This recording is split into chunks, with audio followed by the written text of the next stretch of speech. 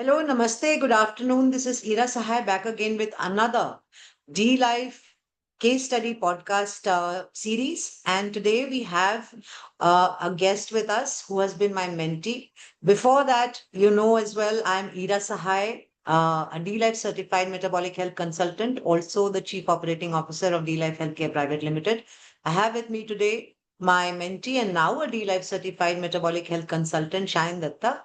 Shayan's background has been that he had IBS and he was also diagnosed with hypercardiomyopathy, unobstructed heart hypercardiomyopathy.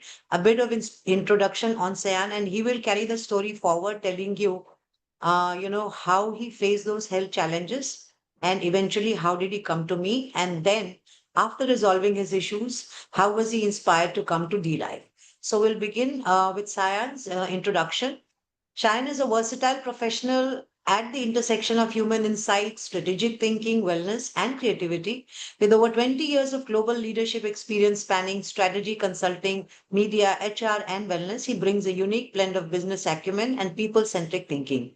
A certified D Life metabolic health coach and a core member of the D Life community now, Shayan is actively involved in building D Life into India's leading metabolic wellness platform, doing a lot of groundwork there in the background silently. Beyond the boardroom, he's a passionate sports person, frequently seen competing in corporate circuits across tennis, table tennis, and squash. When not cheering for his favorite F1 drivers, Shan enjoys dabbling in cartoons, music, and financial modeling just for fun.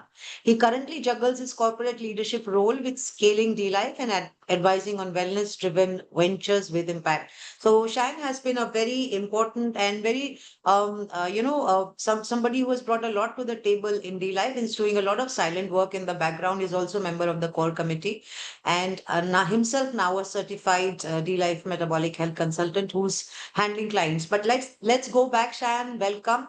And let's go back in time and tell us about, the health challenges that you were facing and how did you, how were you doing with them? When did you consult the doctors and what was their advice? Pleasure, Ira and Anup, for this podcast and for inviting me here today.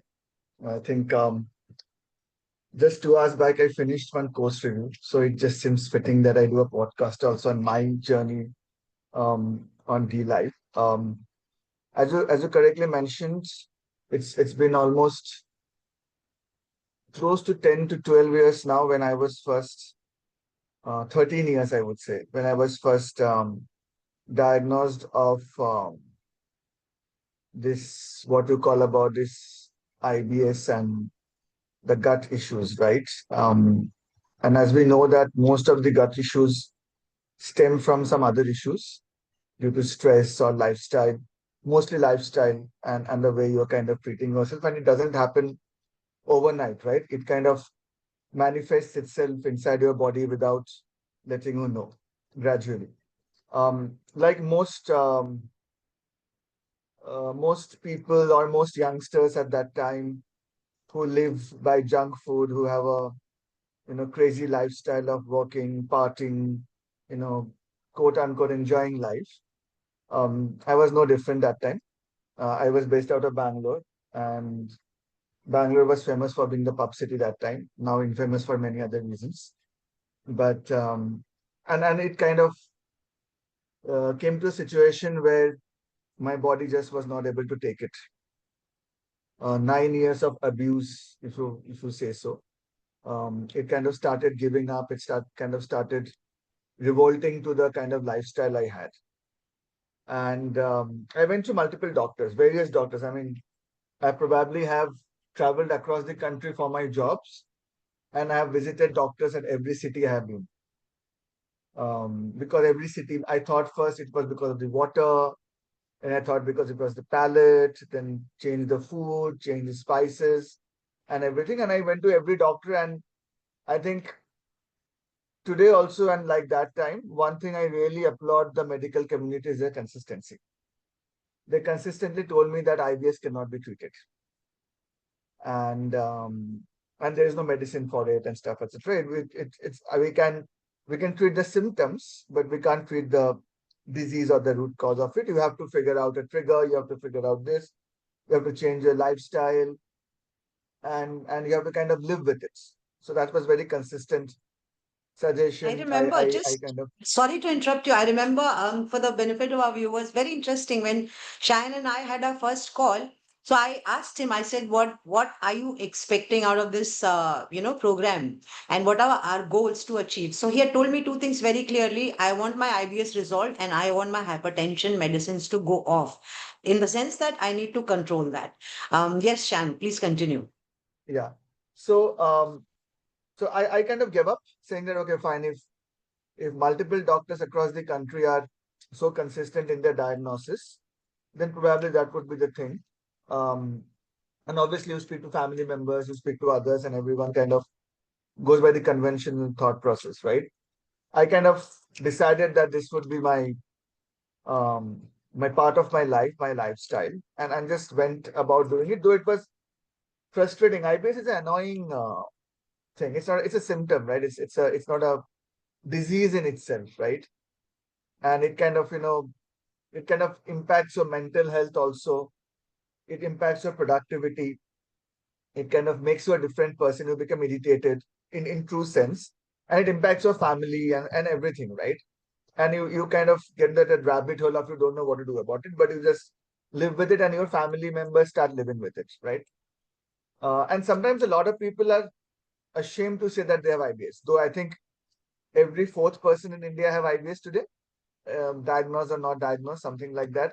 In US, it's much more prevalent, but people are ashamed, and it's like a stigma that I have IBS and stuff, etc.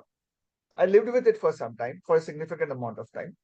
It used to go back, come back, and in 2016, when my 2015, I think 15, 16, that time when my daughter was born, um, one thing with me was I was always active. I was always playing. I was always going to the gym to keep fit and stuff, etc. And during that period, there were two situations in 2 weeks where I had blackouts in the gym, and I never had blackouts and stuff. I could run. I always used to run and stuff. I never had problems from childhood. I had those two blackouts in the gym. In the second blackout, I did kind of got a little scared, and obviously, I was having a baby, so I got more scared. So we went to the doctor, um, and obviously, all tests happened. Went to cardio, and all the ECGs and 2D echoes and everything happened, and I was diagnosed of rightly diagnosed of unobstructive hypercardiomyopathy, which essentially, just for viewers and the layman term, it's not a very big deal. A lot of people have that. One of my heart muscles a little thickened. So it's like when you do gym and put more weights, your muscles get thick. Similarly, my heart muscles are thick. And I was told it's a genetic condition, not to worry about it. Again, it cannot be reversed because it's genetic in nature. You have to live with it, and you have to take beta blockers because your blood pressure will start moving up and stuff, etc. I was fine with taking beta blockers. A lot of people take it. And my blood pressure would not be like alarmingly high, but around 150 on the higher side if it goes to, and probably 90 on the lower side, right? But doctor was very clear that you have to start taking beta blockers for entire life. We will change the dosages here and there, and you cannot lift weights. You cannot lift weights in the sense you cannot even lift weights when you're going for grocery shopping. Not allowed to. You can't even lift weights in the house and stuff, etc. Right? Anything which probably puts pressure on your heart, you cannot do that. Like obviously, gym is out of the question. You cannot also play.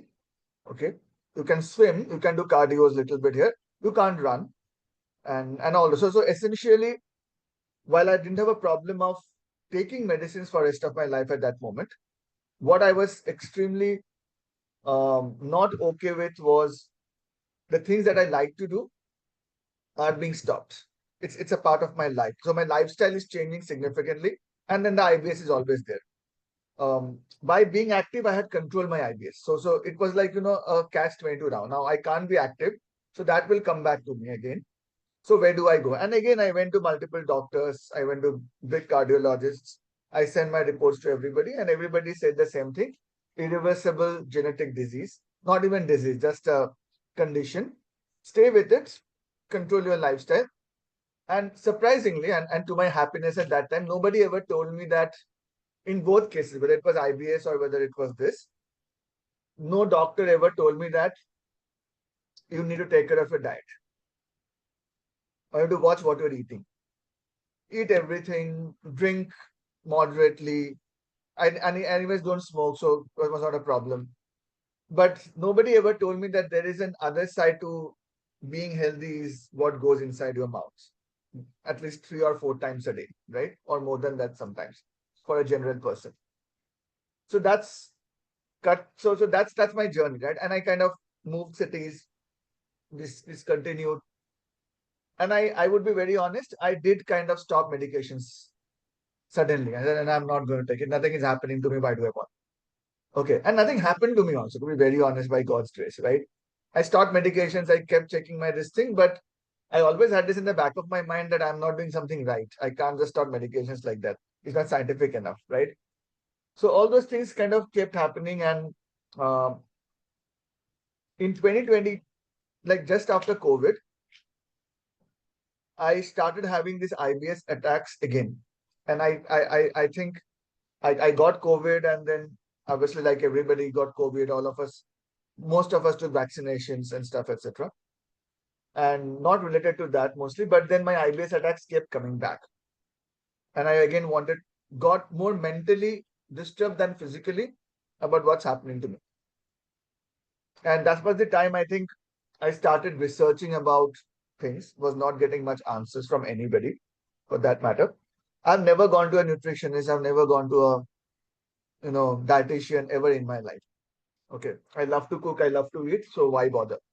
And I'm a Bengali, so predominantly non-vegetarian with forced veggies that you are forced to eat at times, kind of a person. I was told I'm lactose intolerant. Some doctors said that no, if you stop milk products, then probably IBS will be taken care of at a certain extent. And I'd stopped it, right? Not that I like milk products so much, but I'd stopped it. I think 2023's May, yeah, 2024 May, correct. And I will share some slides where I've kind of, you know, detailed that. But in 2024 is when I started looking at Twitter and everything else, and I came across Ira in Twitter. And that time I didn't know about D-Life. I don't know what nutrition is all about. I know dietitians are there. And so ironically, I had this thing about dietitians that it's a zero science. And they sit in some corner of a hospital. Okay. And doctors kind of send it to them as an afterthought. And mostly people who are diabetic or something like that are sent there. And they will give you a chart. You have to follow the chart. And the chart will be like so-called quote unquote healthy food, which will be, comprising of fruits. I hate fruits, which will be comprising of fruits, vegetables, things that people at that time and today also would say healthy. And they will say stop meat, stop fish, stop chicken, stop egg. And I was no way stopping all those 4 things. It would as good, but I don't want to live only if I have to stop those 4 things. I'm that kind of a person. Hence, I kind of, abhorred them to a certain extent. And I never went to and understand what nutrition is, what dietitians are, etc. But I came across Ira. I started following her, reading things, her journey, and the case studies that she used to post. And I think in some of 1 or 2 case studies, she did speak about metabolic diseases and lifestyle diseases. And that kind of what stuck with me, saying, am I having a lifestyle disease? Because doctors never said that change your lifestyle, but they said it's a part of your life. So I kind of started thinking that if it's a part of my life, then probably it's because of lifestyle. Metabolism is just a word for me at that time, 1 year back. Like everybody, it's like a word in the dictionary. I believe my metabolism is amazing. I always believed I have a. So the misconception with metabolism is agar tum kha ke hazam kar sakte ho, you have a good metabolism. That's what general public will talk about, right? Acha metabolism hai. An 80-year-old eating everything and digesting everything also has amazing metabolism, but 20-year-old is not doing, has got a bad metabolism. At least uncle, aunties, mama, chacha would define metabolism like that, right?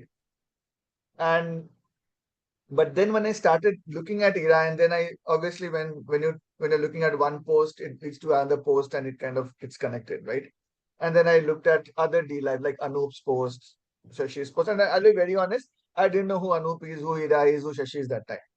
I just like to look at those posts and try to relate to my conditions. And I saw that there are people with similar conditions and there are people who are trying to address those conditions. And that's how I kind of contacted Ira, and here we are after a year. And then obviously I will talk about what happened after, but that's how kind of I got into this Yeah, area. so very interesting journey. And tell us, Shayan, what exactly was your condition, the genetic condition, in very brief before we start the, PPT? And what were the symptoms? What were the practical difficulties or challenges that you were facing in the backdrop of having hypertension, which is another, risk factor for that condition? Tell us, in brief about that condition so people can understand what you were going through. Yeah. So as I said, unobstructive hypercardiomyopathy, and because it's unobstructive, so it's a little not on the riskier side. Obstructive means you have to go through your surgeries and everything, because then the arteries and everything is obstructed, right?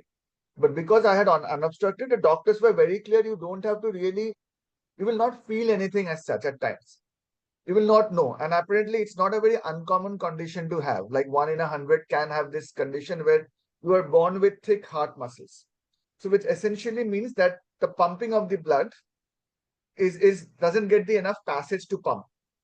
So because it is not getting enough passage, think of it's a canal which is kind of blocked because of some blockages there, which cannot be removed. It's like a natural blockage that has happened in a stream of a river, and you cannot remove it. It's not a mud that can be washed away.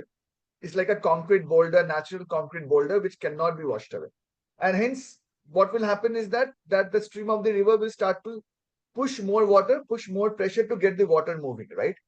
So my heart is pumping more and putting more pressure to get the adequate amount of blood circulation happening through the circulatory system than a common person who will not have this condition. So if you are doing anything heavy lifting, things like blackout can happen. Okay, and obviously blackouts happen continuously, then you have a risk of putting more pressure on your heart, which can lead to other coronary diseases or heart attack or stroke eventually. And obviously with age, the chances of that are much more. I mean, the risks of that are becoming much more because your body is aging, right? And going through more wear and tear. So I didn't have much. Like normally, I was like very normal. I'm walking, I'm doing etc. But if I was running, and this is very funny because it's also in your mind. Now, like 15 days after I started walking, I'm feeling that I have pain. Probably I don't have. But it's in my subconscious mind, I'm becoming more careful. Oh, a little bit of pain. Maybe because due to gas, because I have an IBS already, right? So because it might be just heartburn, but I'm thinking it's because of that. And then I'm rushing to the doctor. So essentially, with me, what happened is that because of this condition, I became more paranoid about myself and more started overthinking my condition, which probably was not needed at that time, which has a cascading effect saying you're taking more stress. Hence, your heart is getting into more stressful situation, and your IBS is getting more triggered because it's because of stress also. Yes, And that is yes, again giving you other symptoms which you're thinking is because of your heart condition. And it becomes a cycle in itself. Now, nobody yes. told me that these are connected to each other, or they could be connected to each other. Like gut is connected to brain. Now in D-Life, we will come to that you talk about gut brain axis and all those things, or heart and liver and everything is connected together. But nobody would tell you that, okay, fine. Like no cardiologist asked me that what is the history that I told I have IBS, but they never tried to connect the IBS or told me that, oh, let's take care of IBS first. Then your heart will be, probably better and take less stress, right? So I was in a more mental paranoia kind of a situation for so many years, like almost 8 years or so, to say that, hey, I cannot have a normal life. Yeah. And it's like I can't be active. So it's like counterintuitive that people say, okay, if you have a heart condition, you need to be active, you need to walk. But I was told, don't do too much walking. Don't do too much cardio. Do in moderate, do a little bit and get out of it. So that was my condition basically. Yeah, thank you for taking us through that journey and the challenges that you were practically facing, Shayan. Please take us through the PPT that you have made, and so that people can understand visually Yeah. what you were going through and how we made our journey. Yeah. Why I'm not getting the share button? Could you allow me to share? Anup will allow Shayan to Acha, I got share. it now. Anup. I got it now. Yeah, Yes, yes, got it. Got it. I hope this is visible. yeah, it's visible. Okay. So yeah, so let me just some of it I already kind of mentioned what I'm doing, etc. And the reason I'm kind of harping upon my background because India is a service dominated country, right? It's a service industry dominated country. There are probably more people like me who have metabolic issues and diseases because of their lifestyle and nothing else. And we fail to understand that the epidemic that has kind of started, brewing from the canteens of corporates, and I am part of corporate, but I keep saying that, we are the diseases are coming from the canteens every day, right? The kind of food you are eating and the kind of oil you are being consuming and all those things, right? So it has got a large role to play about the kind of lifestyle that you have. And that's how I was, right?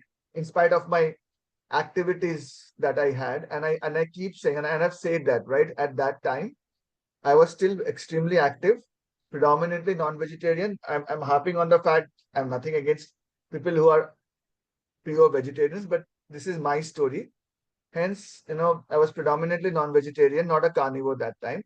I used to have take moderate alcohol. I used to take carbs, rice and stuff, not roti probably, but rice. I'm a Bengali. Processed foods, a lot of it. Like, it was like a part of my daily lifestyle to have processed food. But I used to exercise always. And I think I never realized that time that no amount of bad diet can outrun or can be outrun by huge amount of exercise. You can't do that. Exercise cannot be, the first thing, but food has to be. This is my journey that I spoke about, right? In 2012, IBS, random lifestyle, vicious cycle that I spoke about, got into. In 16, diagnosed with HCM, hypertension, fatigue, got onto beta blockers. I was in a 100 mg beta blocker daily. It's not a small dosage. 100 mg is quite a bit, right? And from day one, I was 100 mg. And it's not that my hypertension was through the roof that I'm at a 180, 100. I was at a 150, 90 and thereabout, right? But I was not okay with 150, 90 also. I wanted to bring that down significantly. And thankfully, I was not on a statin. Doctor said you don't need statin and stuff, etc. This should be enough for you, but you have to take it till you die, kind of a thing, right? So it's like drinking water every day. And I stopped all activities. 2023 May, I started with ERA, and I will come to the journey which I have with ERA. I have a detailed chart on that. Got now 2023 December, it was 6 months. My beta blockers was reduced to 1/4, and my IBS was completely cured. I'm not saying, okay, I won't say cured, but I at least knew that what can cure it, and it can be cured. So the point I'm trying to allude to is that it's not, so both these conditions were told to me were irreversible, and they got reversed in 6 months, and just by looking at diet and maintaining the protocol. And I will kind of come to what kind of, I'm not going to the details of the protocol here, but I want to show my journey here, that how kind of I manage that protocol for others to understand. And more importantly, I think it also signals to the fact two things. One is obviously Ira as a coach, or sorry, a consultant, and as a mentor, in terms of her drive to kind of ensure that she doesn't take a mentee. She just ensures she also lives their life to a certain extent, with equal reciprocation. And obviously the the philosophy of D Life and the protocols that D Life and Anup has created, which kind of enables the entire thing, right? So right now, as of today, been a year now, I don't have hypertension issues. My BP would be at a 118, 120 by 70, 75 on a normal day. I've stopped measuring it every day now, which I used to do twice a day. I haven't measured my BP in the last 3 months. I haven't felt that. And I know it is at that level. Um, Obviously, I got back to sports some 3, 4 years back, and I'm continuing, and I've kind of, in terms of my muscular energy, in terms of my sports, in terms of my feedback from my trainers, both at a on the court and off the court in the gym, has been quite positive. That my sleep has improved, most importantly. And obviously there are a lot of other things that I have done. One of them being getting certified from D Life, which made me understand that what I should be doing to take care of myself. But those are the key things that made significant changes, because as I told before that I was irritated, my mood wasn't that great. I didn't have clarity of thought about what I wanted. It was always like that, would I even leave? Because doctor would say, oh, you have to live with this. Is it worth living this kind of life? Was my thing, right? But the clarity of thought was not there, and now it is there. Um, from a music perspective, I think this is most important that I learned in that journey, that there are three things here. One is that LCHF carnivore thing that I'm doing now, right? I am a carnivore. I don't take vegetables. I don't even take, I mean, milk products. So, and so I'm a carnivore now. It wasn't difficult for me to become a carnivore because I was a non-vegetarian. Okay. But that is the melody for me. This entire LCHF carnivore thing is a melody for me. This sports activity is the beat for me, and obviously the sleep that I get. I'm extremely busy. Like Ira said that I like to have I have, as probably a lot of people would know now, I have a lot of pent up energy. Mean 24/7. I need to be running continuously, and so I keep myself channelized doing a lot of things, and still I get 7 hours of sleep.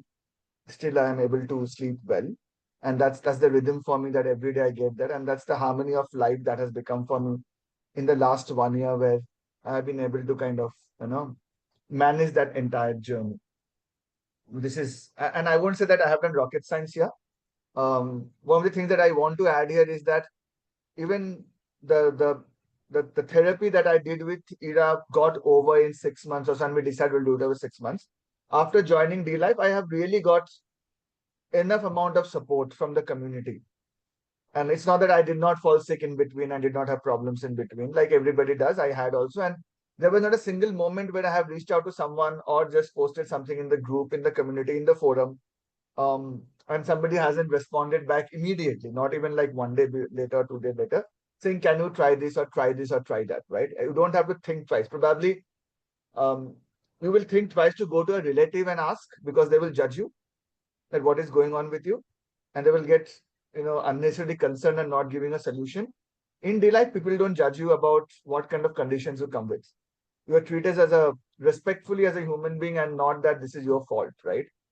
In most cases, even a doctor will tell you, oh, you have done all these things, as if you have done this, like, purposefully to get yourself sick, right? And hence it has happened with you, and you have to stop all these things. In day life, we don't take that approach, right? Our approach is saying that it has happened, we learn together, and we try to solve it together. So what you see, the transformation you see today in me is a lot about what I've experienced with Ira, what I have learned through D Life, what Anup has created as a forum, as a community, and I'm not even getting in the content of the course, because if I just leave the course separately, there's a lot more to it. And people only who join can experience that. People who don't experience that, they probably are missing out on not being, fortunate enough to understand the essence of it. And I was doing a course review with one of our D Life members just a couple of hours back, and he ended the course saying that you have to be lucky to be a part of D Life. Consider yourself to be lucky to be a part of D Life. And if someone doesn't understand what that means, then it's their loss. Any questions, Ira, here, or can I move Yeah, ahead? I was going to say, Cyan has documented. I mean, whenever I'm handling such a case where I need daily logs and data, I think I asked very early on when we started with Cheyenne that I need your BP logs and weight, every day's weight, and the meal plate pictures. This is how I work. There are other details also which we will not dwell, but there's a lot of to and fro interaction, communication every day. And I would ask Shan to take us through the data that we have. He's made a log of it, and you can see the transformation that's happening in the first week, second week, and thereafter. Yeah, Shan. Yeah, so this is what it is. I'm not getting into what I was eating, because I was eating eggs and chicken and mutton a lot. So I'll not get into that. But if you look at, I was, as Ira mentioned, like we started on 17th of May, and I just got 1 month of log here, and I've not posted much. But if you look at how I started at 140/82, and how it came down to 130, and slowly kind of stabilized 120, 130 in within 2 weeks, right? You see, I'm 5'9". close to 5'10", I was 75 kgs, and I kind of lost 3 kgs in 2 weeks without losing anything. So I kind of kept this thing saying that how was my hunger? Was I feeling hungry, not feeling hungry after changing the diet? Was I feeling my mood was fine, not fine? Did I have any headache and stuff, etc.? How much sleep I was getting? And if you see that I was getting 6 hours at time, now it and significantly went up to 8 hours and stuff. So right, in because I had IBS, so what kind of stool I was passing, what was the quantity of it, so what was the frequency of it, how was I feeling? Okay, so if you see that there was significant amount of time where this gas and bloating was there, and then it slowly started reducing, right? Um, so this is the journey, and I kept As I lot. remember, Shan, I'll contribute a bit here. As I remember, typically when we start the coaching and with people with IBS and, Shan also had some food allergies. So we took all of that into account. The protocol that was built largely eliminated a lot of foods, but still kept, probably 95% of what he was already eating. And down, as we started, in a week, we could find out, I mean, because we are communicating every day, we could find out that certain foods are not agreeing, so they had to be tweaked out. We introduced some other changes. So as you can see from this meticulous logs that, that Shan has documented, now, I mean, I take a lot of symptoms into account. Usually, probably, I don't know how others work, but my concern, a big concern is sleep, improvement in sleep, the energy levels throughout the day, how your mood has changed, because I take into account while formulating the diet protocol, something that will impact the mental health also. So of course it will show up in the blood work later, it will show up in the BP readings every day, but there are subtle signs like change of bowel movements, or how you are feeling internally, inch loss and weight loss and all of that. So we take a lot of things into account, as you can see, from sleep to bowels to energy levels to moods, mental health, all of that has been properly logged every day. Please continue, Shan. Yeah, I think that's correct, right? And I think if a lot of people say that, and I used to ask Ira that, will you restrict my food? The first thing I told that I'm a non-vegetarian, I cannot live non-veg, and Ira was saying you don't have to leave anything that you are eating. Okay, we'll stop certain things. And I remember she saying that let your gut heal first, and then you can introduce all those things if you wish to. But otherwise you can eat everything. She was very clear that you don't have to stop eating anything for that matter. You can eat everything, and that entire concept of LCHF has only one restriction. There's no other restriction. And the restriction which Anup has kind of pioneered in India and abroad is that 100 grams of carbs every day. That's the only restriction that any LCHF coach who has learned LCHF, so to say, in its true sense, and not Chinese or some other LCHF that they have learned, that they will say the only one thing that 100 grams per day is the only restriction you need to have. And obviously you can have allergies, you can have certain specific conditions, some specialized conditions which are very advanced in stage. Obviously you do need to kind of take care of our health there, right? But otherwise it's largely a mainstream dietary protocol that anybody can follow if they understand how nutrition works or how food works. And it is not about being vegetarian, non-vegetarian, or whatever, right? I mean, whatever works for you for that particular symptom and disease to be cured, you need to do that. You won't take same medicine of BP for your diabetes, right? Maybe you will, I don't know. But you won't generally. Your diabetes medicine will not work for a BP, right? It's similarly, if you have thyroid problem, you can't treat it for weight loss. I mean, they're related, but you can't treat a thyroid patient thinking I'm treating a weight loss patient, right? Otherwise, any person on the I road, will, starting Shan, from a I will security guard. interject and add one more point. Shan said, talked about thyroid. Let me just say, sum it up. Basically, we are not working through all of this mainstream dietary nonsense that you hear, calorie in, calorie out. Shan never counted his calories. We always look at hormonal satiety. Always, every morning we woke up and we interacted, and my instructions or suggestions were very clear: eat to satiety.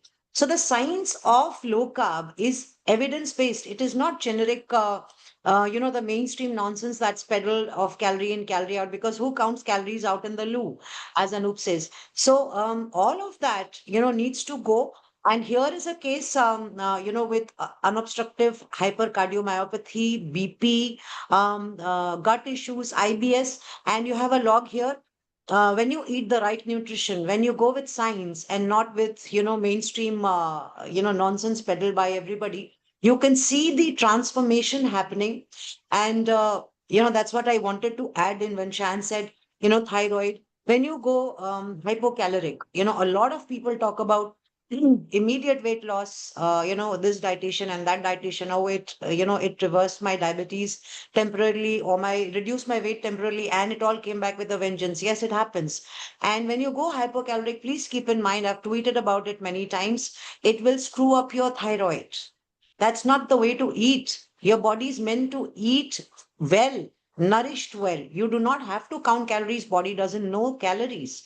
So, Shan, very good point made there. Please continue. Yeah. So that's one part of it. And also the blood work that we mentioned, right?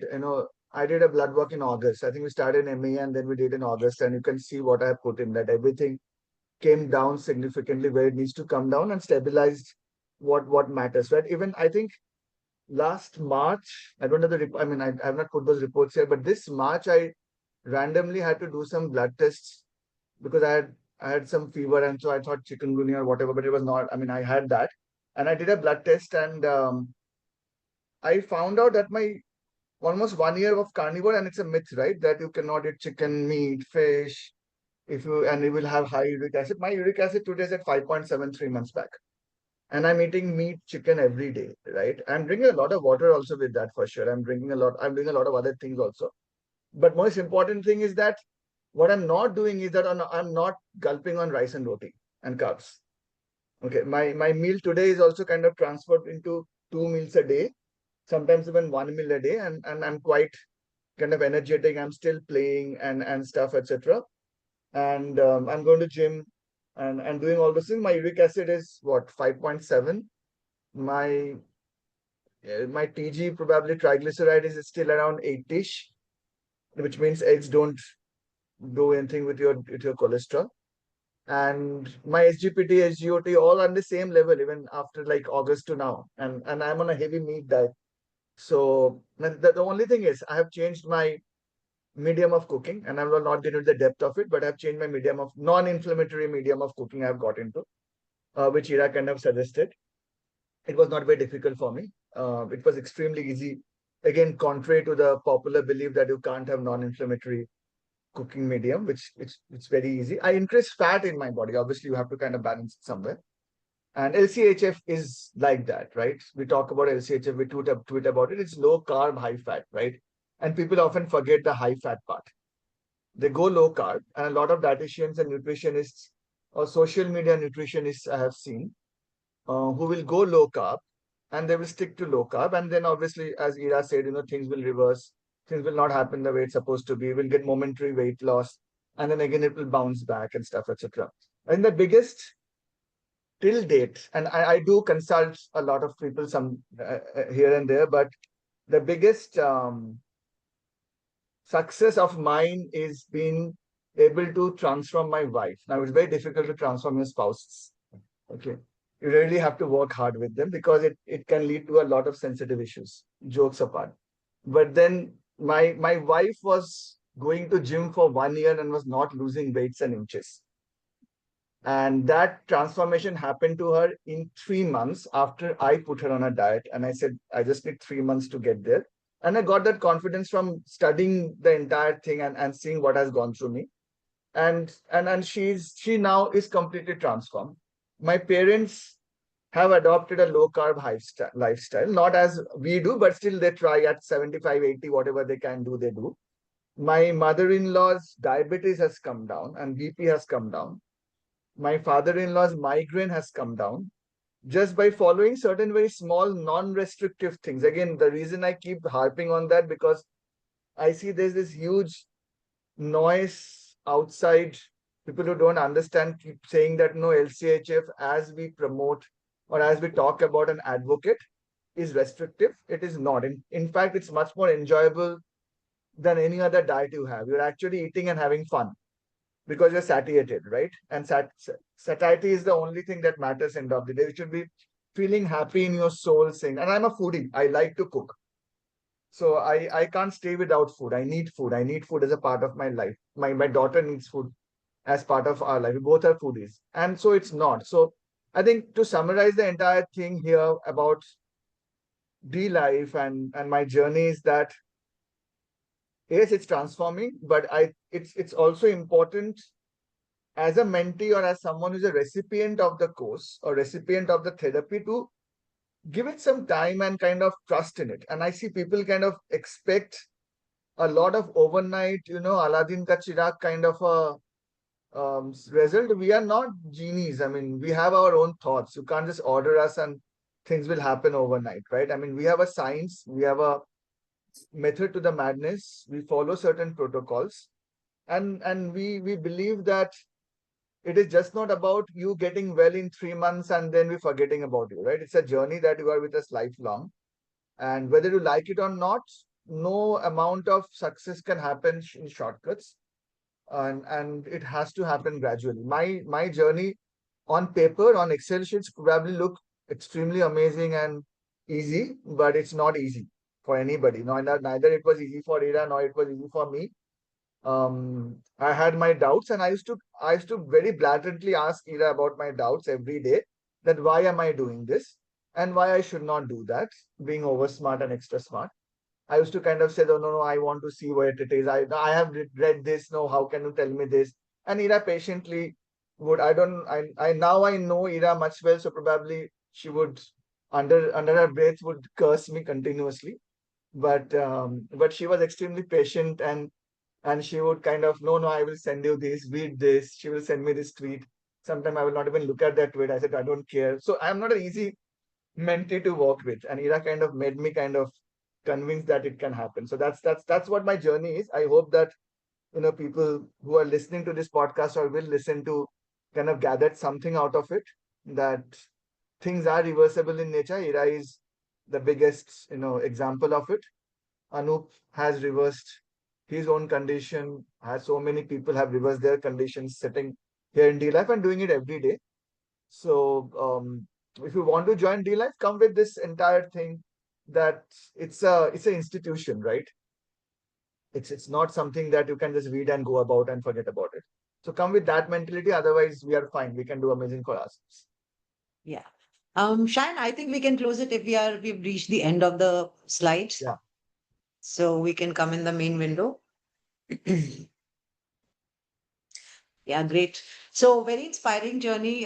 Shine's very inspiring journey and very interesting. And we had a lot of fun as coach and mentee, and we had a lot of conversations, and we became more like friends and buddies.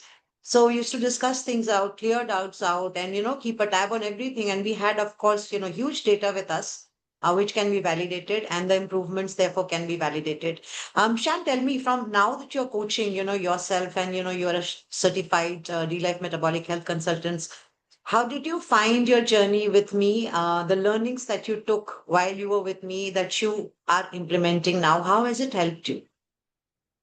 I think one of the things that I've learned is the difference between a coach and a mentor, right? Mm. And while you probably understand, a lot of people will understand what's the difference between a coach or a mentor. With you, I have seen that happening in practice, right? It's like a coach will just will give you a chart and will tell you, okay, do all these things, take all these supplements, okay, and then forget about it. Maybe send me pictures and stuff, etc., and then forget about it, right? They will not leave the journey with you. And that's one thing I've learned from you, and I learned from a lot of other established mentors and seniors who live by the principle of D life, is that the journey is together, and the journey is not an one-off, just throwing some information and some charts and templates towards you. I think that's the biggest learning that I had. Now when I go and when someone talks to me, I kind of look back and say, okay, fine, what were the information that you had asked from me? And I go back to that sheet what I had created for you. So you had asked for these things from me, and while I don't have to follow that to the T because things probably are different, but at least try to follow the thought process. And the question I always used to ask Ira is that why are you asking me these things? What is the need for us these things? Because I need to understand why I'm giving this information and how will it help me and help you also. So that learning is very important, and probably I had the advantage of being a mentee, and so I kind of lived that life, lived through that journey of a mentee. So now I can relate to mentees much better, right? And I think Ira is such a mentor because she has lived a self-mentored person, but she has lived that life of her journey where she had to kind of take care of herself. And so I think, and everybody in D Life, I think that's a unique thing about D Life is that everybody who has come, most of people have come to D Life have become certified coaches, and successful coaches had some problems that they wanted to solve for themselves first, which the world could not solve for them. And hence, we and that's what I've learned from Ira, that if you cannot show that empathy, you can become a nutritionist, but you can't become a mentor to a person, or you can't live that life with them and bring like transformative or real changes, which is life changing, right? So I think if you ask Ira to answer your one question in one word, is empathy, that I probably have brought to the table when I kind of try to help others without thinking about, okay, fine, and obviously a lot of learning, right? It's like, okay, we are learning as we go also. It's not, we are not saying we are perfect, we are not saying we are Puritans, we're not saying that we're stuck to our dogma or something like that. We are learning every day, right? We are looking at people and learning every day, and we're very humble about it also. On the face of it, we might not seem to be humble, but we are in our heart, right? But that's what the humility, the empathy, which are the non-tangible things that Ira has brought to the table, to me and obviously to everybody. And if you see Ira's, the advocacy that she gets, and the narration that she gets from everyone, if you dig deep in those stories, you will see there's a story. Or Hindi mein bolte na, there's a difference between kahani and kissa. So you will hear a lot of kahani, but Ira's every kahani becomes a kissa end of the day. So that's, I think, I have tried to kind of bring in, and I'm not that great, and I don't do so much of it because I don't probably have that much of a patience. So which Ira has again. It's extremely important to have that patience. Um, and try to kind of follow that path as much as possible. Yeah, I think he has said everything. Anshan has said everything, and I think he's rising up as a wonderful D-Life certified metabolic health consultant. That's a professional thing, but a mentor in real sense. And I can agree to the fact that I've done the journey with my own membranous nephropathy. So every time when I talk to somebody, I really hear them. I go back in time and I see myself making that call or that SOS to somebody. Of course, I didn't have anybody with me at that point of time, but I want to be that person for whoever has placed their trust and hope in me, and always stand with them. We fail together, we rise together, but we never part ways. Even if it takes 1 year, I'm there for you. This is, probably, Sam, what I would, probably give you as my legacy that probably will help you better as a mentor and help so many lives around you. Anything that you would want to say before you leave? And also, the kind of cases that you're now handling is a matter of pride for me. Every time Shan achieves something in the life, I always message him, and it's like, my baby growing. So I'm very protective about him. I'm very proud of what he's doing, what he's bringing to the life, what he's achieving as a mentor. So, last words from you there, Shayan, and how's it going for you as a coach, and anything else that you would want to say at the end of the podcast? Yeah. I think how it is going for me, as I said, I don't do active coaching so much because of time constraints and everything. And the reason I don't do it is that that's the same thing that you said, right? That I need to be with my mentees or people with longer duration, and always like in the night, if they have to kind of call me, they should be able to call me, right? And I know that I'm not able to give that time nowadays or today at this stage, hence I don't take so much. But what I do is that I try to give back to the community what I have got from all of you with Anup and stuff, etc., in my own way. I try to help people who don't have access to information, ready information. We are privileged to have access to information. We have net, we can do research, and yet we misuse it. But we are privileged enough to kind of have access, have resources, have money, have position in the society where we can do these things, right? Um, 90% of India doesn't have it. And so there are two things that I do. I mean, one is I also a part of a small school in Sundarbans.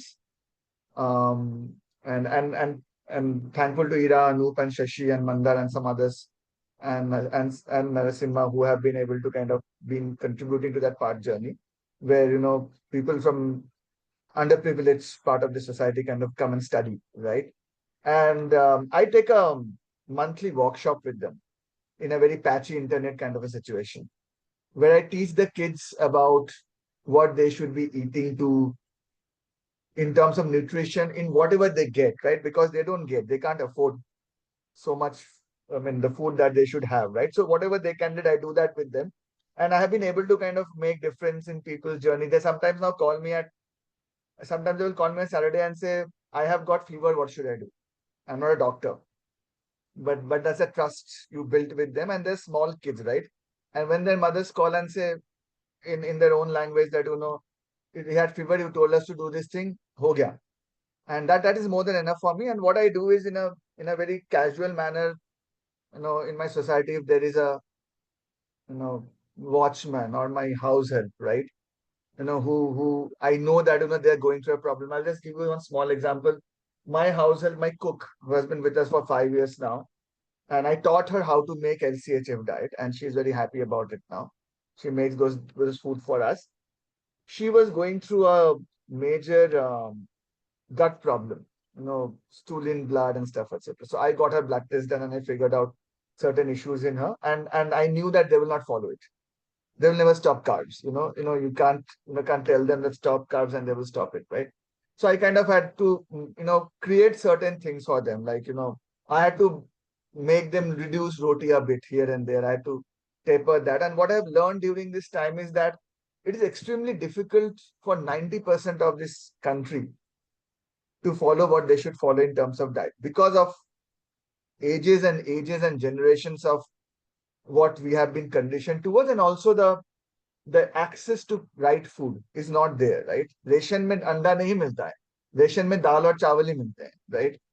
And I have nothing against there, उनको दाल चावल ही खाना पड़ेगा, right? So I do that as and when I can. If somebody comes to me, and most of the time I do it for free, because it's not a big deal. That's part of it. Again, I don't want to get into that much more. But my last words on this is, again, I can't thank the time when, and I keep telling my family also, and because it's just growing, that engagement with D life is just continuously increasing, and I don't even know what I do with D life, or what I do for D life, or D life does for me. I don't have any track of it nowadays. It just happens, right? Just pick up and do things, right?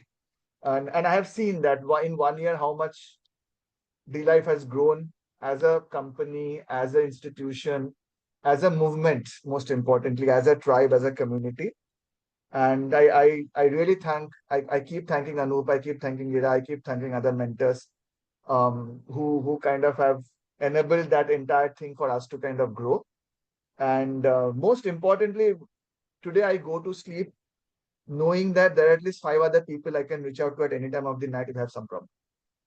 That is the biggest, achieve or not achievement, the biggest enabler that I have. And I can reach out to 5 people at any time of the night, which was never there. So that's a big thing to happen. You can't like really measure it with money, course, content, etc. Then And also mention your daughter. If for the benefit of our viewers, Shan's daughter is an athlete. She's a tiny tot, but she's very active. And of course, with Shan now having the insights into child nutrition as well, and what she should be eating, and what will optimize her health and sports performance and all of that. Talk a bit about your daughter. How has the nutrition changed? How has the performance uh, changed? How has she, as a person, growing up taller, I think, and mm, brighter every day. Talk about that, because it's very important to know that aspect as well. People usually think, children are good eating, yeah, all of these junk foods, because if you're not giving them that, then you're depriving mm, them. So, what's your yeah, daughter eating, and how has the food impacted her growth? yeah, yeah. So I think one thing that always worked for me was easier was she never liked junk food, contrary to a lot of kids. So she didn't have the habit of junk food. I used to joke that she will go to a birthday party, she will come back and tell us, घर पे खाना क्या बनाए. So she will, otherwise she will not go to sleep. And like any other parent, we used to feed her everything that was made in the house. Dal, roti, chawal, everything, right? And to be very frank, today also she will have chawal. She has her like handful and mouthful of chawal that she will have. Of course, roti nahi banta hai hamare ghar pe. There's no concept of roti in our house. So roti is not, she will take it, but she likes running, so she does kids marathons. 5K she is doing now, and I have stopped her doing more than 5K at this stage because she is like 9 years old and she's frail. She looks frail, but she's not frail. She's also playing district badminton at under 10 age group right now, and she is very happy. She does a lot of dancing, and she's this thing, etc. But what I had done is significantly, I had consciously increased her liking for protein food, animal protein. And well, we used to give her animal protein a lot, but we have kind of made her move towards animal protein a lot. And it's not about veg, non-veg, or anything. She's like 9 year old. She can eat paneer also. It's okay for me, right? She can eat some veggies also if she wants to. But then like she has to have eggs. She now knows that the importance of. I'll give you a funny anecdotal story here. She was studying last year nutrition as a chapter, and her school kind of asked me to come and talk about it. And I said I will not go because what I will tell in your school is exactly opposite what is written in your book. So I Yes. don't want that thing to happen in your school, right? And it will become a little controversy. But she had a project to do where she had to kind of create a food map, and I don't have it with me. But in that food map, she created various macronutrients, and she put non-essential, essential. And I didn't tell her this. And in essential, she put protein, fat, and in non-essential, she put carbohydrates and fibers, which is completely against what has been taught to her. And I just observed her, and I didn't say whether it's right or wrong. And she came and showed me and saying that this is what I have done. Is it right or wrong? So I said, why don't you go and present it in the school and see what it is? Okay. And she came back kind of, disappointed that my ma'am said that, fibers are essential. Fibers are not non-essential. You need to have fibers. Okay. So then I asked her that, what is fiber food listed, right? These are the fiber food. So these are called fiber. And I asked, do you eat these things? And how much you eat this thing? She said, no, I don't eat this thing so much. I said, are you falling sick? She said, no. So is it essential? She said, no.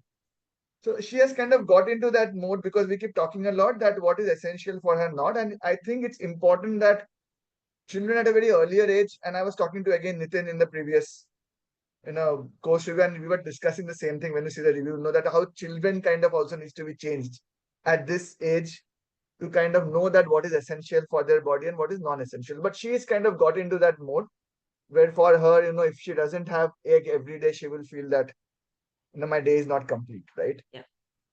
So she has also got transformed, and she's doing pretty good. Touch wood, that is this not a problem for her. Yeah, and this is a big myth breaker for all the parents who are watching out there. She's just 9 and she's done wonderfully. She's at the top of her game in the class in sports and athletic activities. Very bright kid, and such transformations are possible with nutritional changes. People usually think that fruits are very essential. There's nothing essential in fruits except for proteins and fats. There is nothing in food that is essential. But having said that, everybody can have a bit of everything. But if you know the science of nutrition, probably your children will grow up to be taller, brighter, sharper, faster, athletic, and all of that. And Shan's daughter is an example of that. Since the nutrition has changed, I hope she grows up to become a great athlete, a great person, and probably the next Era Sahai. This is my wish and hope and prayer. And I would love to see her step into the world of nutrition and change and transform more lives like her dad. Chan, thank you so much for coming and speaking to me and sharing this insight. Wherein in 6 months, within 6 months, even before that, we resolved Shan's hypertension. He's come off pills. On unobstructive cardiomyopathy is, of course, a genetic condition, and that cannot be erased. But the risk factors have been eliminated. BP is normal, IBS is gone, and every symptom and marker has improved on his blood work. Also, sleep is better, energy, mood, all of that you can go back and see in the chart. and the logs that Sayan has documented meticulously. It has been a joy and a pleasure working with a mentee like Sayan, who's very erudite, very intelligent, and he's not somebody who would, as he himself admitted, now that Ira knows me and I know Ira, she may be cursing. No, it's always a joy to work with people. I just posted today that I'm working with doctors, and we have that same kind of interaction. I think I cannot stop doing that, because unless I ensure that they understand, how do you make sure that they stay on track? You cannot pass it off, as a fleeting comment, and do this, do that. Everything that you transfer as knowledge to your mentees has to have a solid background, and I think there we have one as a mentor and mentee, as coach and mentee. And I think Shan will carry the legacy of D Life forward. He's doing that already. He'll carry my legacy forward. I see great prospects in him. He's doing brilliant as of now.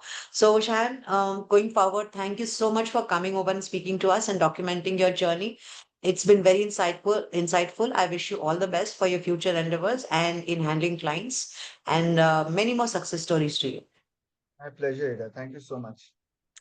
Thank you. This is Ira Sahai signing off. I'll be back again with another D Life case study podcast. We do that on Sundays, but we've been busy recording a lot of course review videos also. Now, Shan has chipped in, so you will see a lot more videos from D Life podcast also. As and when we have case studies, we'll keep documenting them for you.